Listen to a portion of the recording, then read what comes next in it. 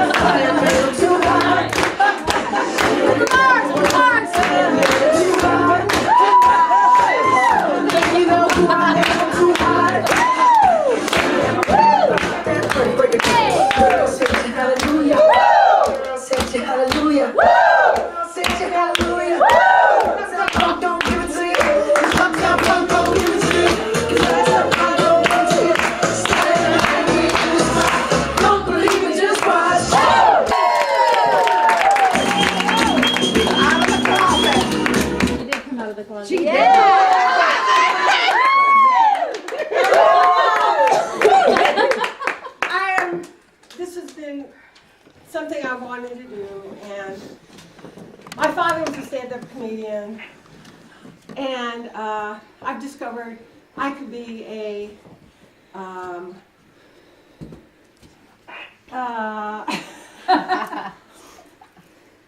comedian. Yeah. A daughter comedian. A daughter comedian. A daughter comedian. Yeah, my father was a stand-up comedian where he wrote jokes. But I didn't get to know him that well. But so anyway, we have a special guest with us, and this is. Are you there, Cheryl? Yeah. Yeah. Okay. Okay. So Cheryl has been. We've been friends 51 years. Aww. Right, Cheryl. Hi, Cheryl. Hi, Cheryl. And Cheryl told me before I knew it that if anybody could do it, Lynette could do it. Right. My number one cheerleader. Yay! She's not here today, so but you are here because everyone's looking at your picture. Yes. She's on the phone. And She's on the phone. See you. And I'm out of breath. You're rocking hard. So what did you think? Could you hear enough? Yes, I could. It was great. Yay! Oh, good. Okay, love. Well, I'm going to go on with my routine, so Michelle's going to. Come on, Mama. Right here. Yeah, we got it. Good. Come on. Mama. So those of you that don't know, this was Bruno Mars and his autograph. And thanks to my very amazing husband, who's really very quiet and intellectual analyst, turned into a fucking pit bull to get this one.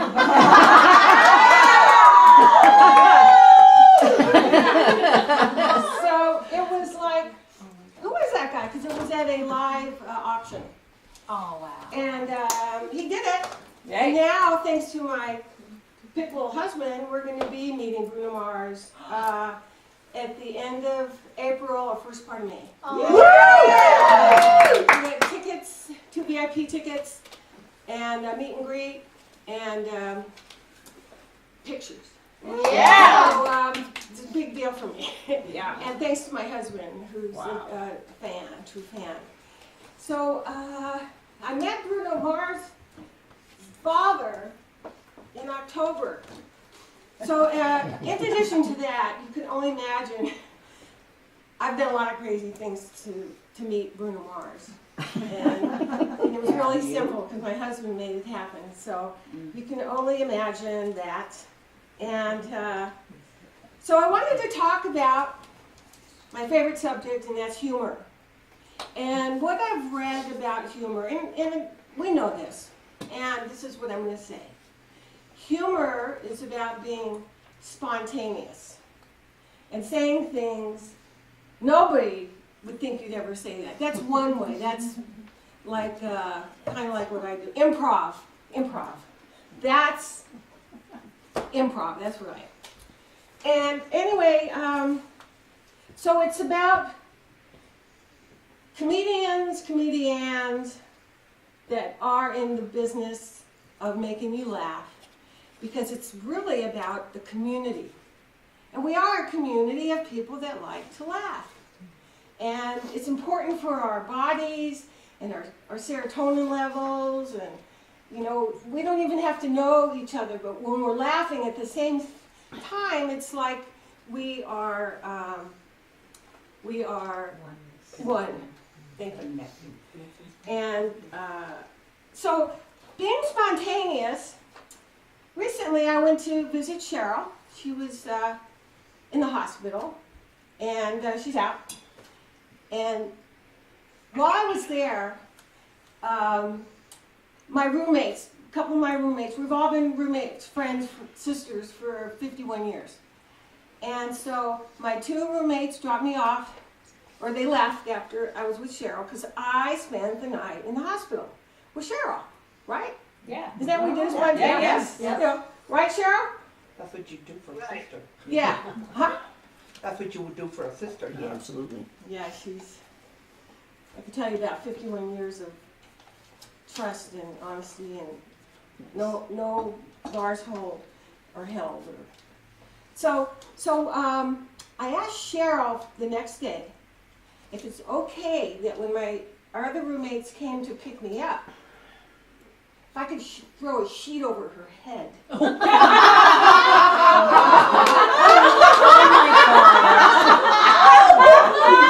Sheet over her so she doesn't feel like she's dead. Well, think of me every time you have a question.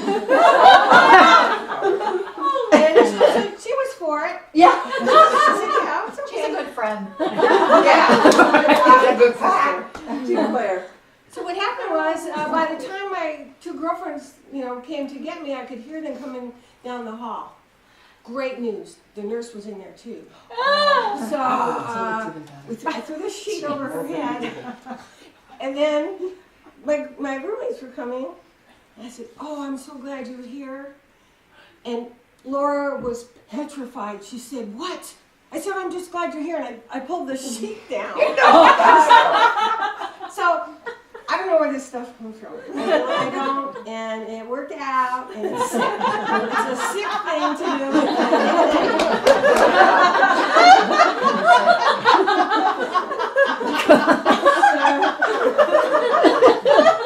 Oh my God. What'd you say, Cheryl? It was a miracle. I came back to life. She came back to life. She's a miracle. She is a miracle. Hallelujah. Okay, that was fucking She's a miracle.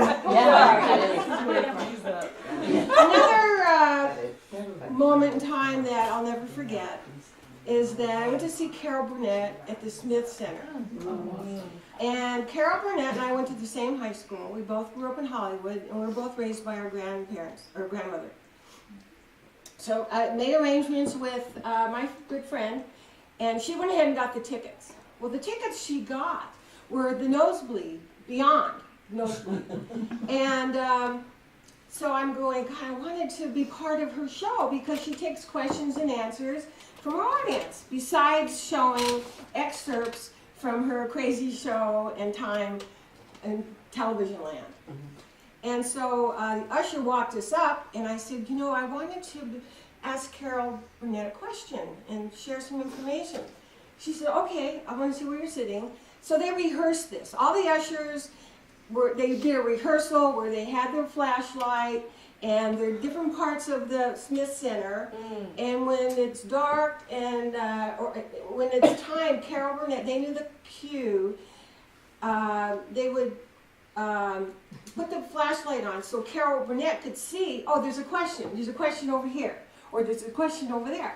Well, throughout most of her show, she kept talking about her famous deceased celebrities, and she worked with them all, and everyone you can ever imagine she's worked with, and the deceased ones were just as real and loving and caring a person as you can imagine.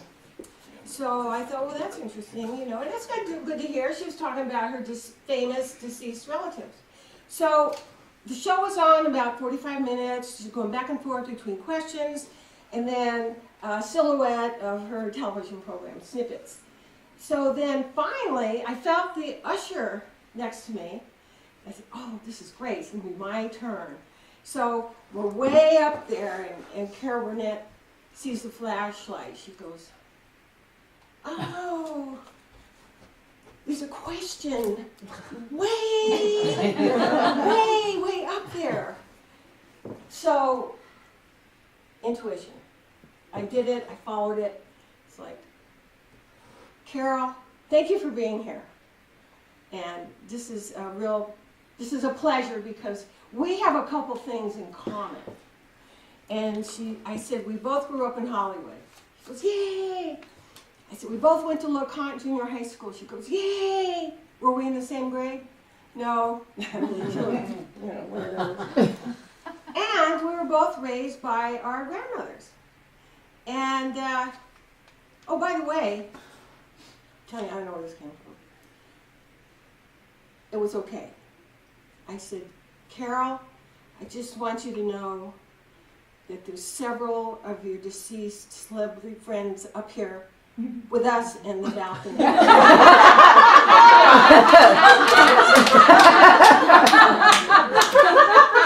never forget that. It just came out. And I said, I'm going to go with it. And I did. It's like, when you listen to your intuition, you too can make the entire Smith Center laugh. That's awesome.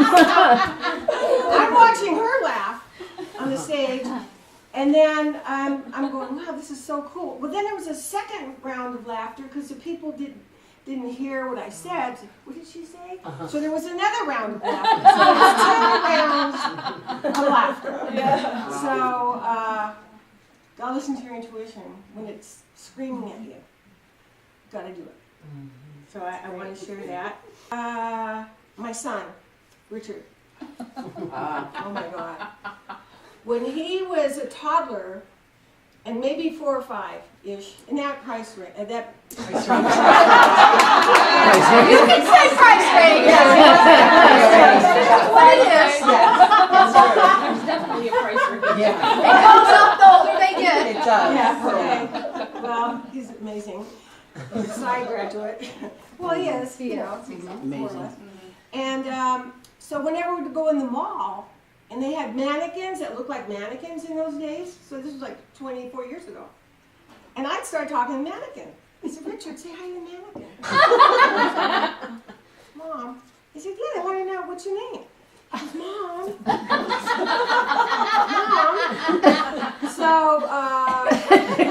at the same time, we used to go to Applebee's. I think it was the Applebee's, and they have the wooden Indian. Yeah. Sit next to the wooden Indian, put my arm around his neck and talk to him. How you doing? And how's the family? And so Richard, say hi to the Indian. Mom. Mom. So, okay, so one last story. You having a good time, Linda? She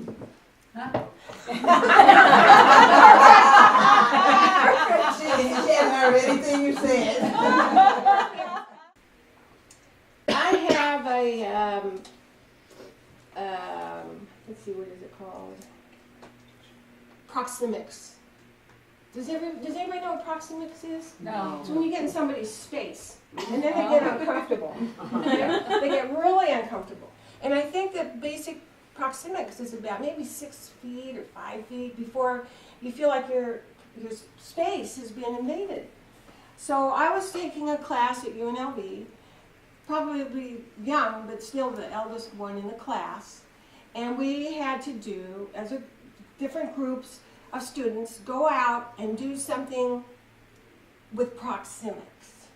So I was in a group of about 4 people, and me 5, and we had the cheerleading guy, the head guy, and the cheerleader within my group, and just took over, and he says, okay, this is what we're going to do. We are going to go to the Boulevard Mall, and we are going to do our proxemics experiments. So we didn't say what we were going to do. It was just going to be like a free for all. So it turns out, now there was one of the students was a minute, she was that big. She was just so thin and sweet, but she never said a word in the class. And so we're walking around the Boulevard Mall, and we have someone recording this, videoing it. And she just walks into this store, and there's these 2 gorgeous, good-looking guys. And she just went in, and she just threw her arms around one of them. So out of her, what she does. And the guy is looking at his friend and is like, you know what happened. So that was the first one that took place. And I thought, this is really fun. And it was, to see how people react. So then, another one of the gals was really, she went inside a store where there wasn't any mannequins, so she started acting like a mannequin. People were coming by and walking, and that was good. You had to have been there. It was good, though. It was good. And that same gal decided when she was done that she would just go cut in line at Mrs. Fields' cookie. Cut in line. There's like all these people waiting, and she just went up and just said, excuse me. And she, so that pissed a lot of people out.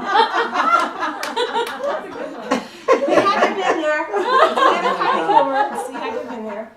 And I'm going, I am going to get kicked out of a shopping mall. And my roommates probably would be floored if I had said I was kicked out of a shopping center. So, so then I saw an opportunity, and I told the cheerleader guy, because he was recording all this, I'm going to go sit next to that lady that's on the bench and keep getting closer to her. So I did. I sat next to her.